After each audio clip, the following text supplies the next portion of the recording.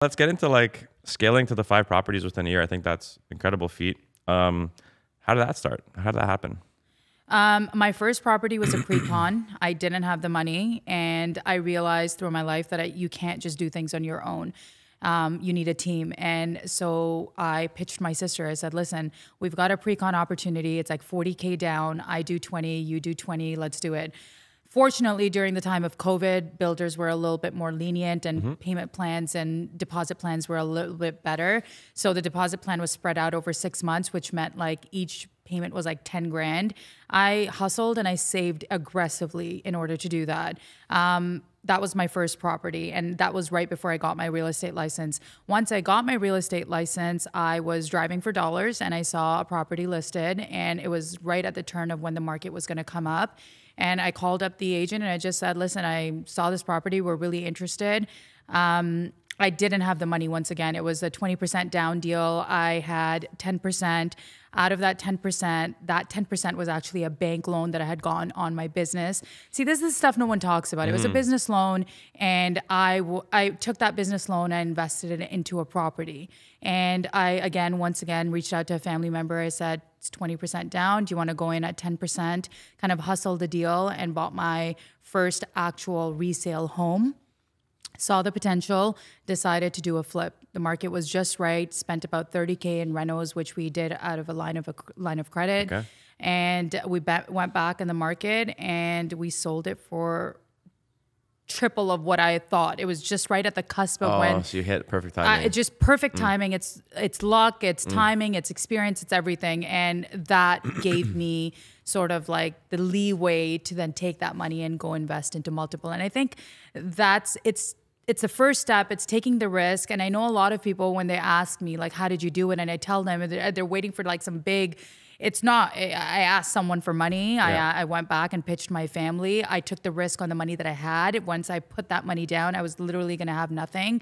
But it's being able to take the action to do it. So once we did that, we had the bandwidth to then go invest in 2 other flips. So all within a period of, I would say, 14 months, we went from 1 pre-con to 3 flips and invested in another pre-con. So it was a snowball effect. And I've heard this a lot on podcasts and real estate investing. It's all about momentum. I'm sure you can agree, you invest as well too. Definitely, yeah. Once you do one, you find You're ways hooked. to do the other. Yeah. Yeah. And you get less scared. Definitely. Once you see the rewards too, right? That's honest. That's so amazing. Congrats on that. Thank you. Yeah. Thank you. I mean, I sold one of my pre-cons, the fix and flip. The first one we made great profits on. The second one, the market started crashing down, so we didn't do so well. And I'm very honest with this because I think real estate investing, you really have to have thick skin to be able to take the wins and take the losses. Yeah, for sure. I think when you're first thinking about real estate and you're thinking about investing, you have this theory that, I'm just going to invest and all of a sudden money's going to show up in my bank account. You have to have the risk appetite to be like, if that doesn't happen, am I sort of like secure? Yes. I think, like you mentioned before we got on the podcast, you're just someone that just does it. You don't really think. I'm the same way. If someone told me all of these things, I would have maybe thought about it a couple of times. But because I didn't know, I kind of just went all in. And when the risk came and the losses came, I was like, why didn't anyone tell me this? Yeah. But I think that's what makes a real estate investor, right? You just go in, you trust your gut, and you do it for the first time. And then the ball kind of rolls down. Yeah, and you there. adapt, and it builds your character. And you can't, like, speaking from experience is way better than just, reading an article and like guessing like, oh, this might not work because of this. Like, just throw yourself in there. Now you can come from experience, and like people will resonate a lot more with that because you've done it versus someone who may preach it because they read a book. Yeah. Or, they've done a course, right? You know those people, we've all been there when we just like research the hell out of something and then you just never start because you're so busy researching. Every day. Yeah.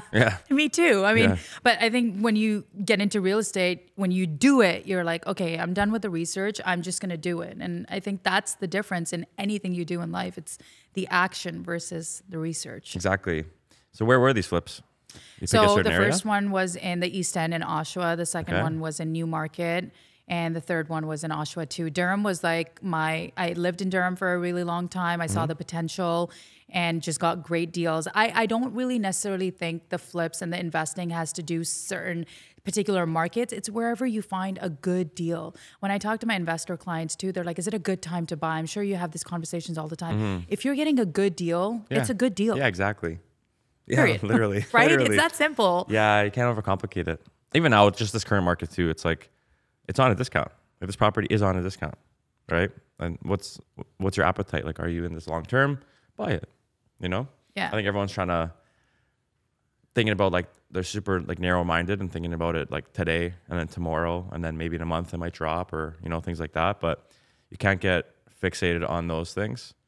I agree. Yeah. Completely. Yeah.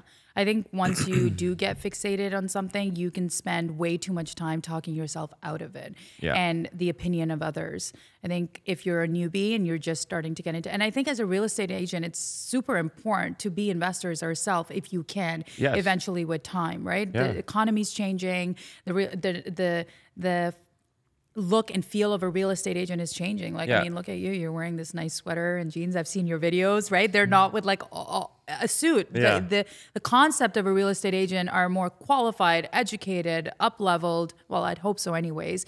And so we're much more, you know, invested in our own journey as well.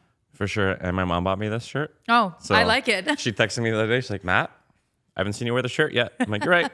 I'll wear it today. We're on a podcast. We'll be everywhere. So there you go, Ma. Here's the shirt. Thank you for this.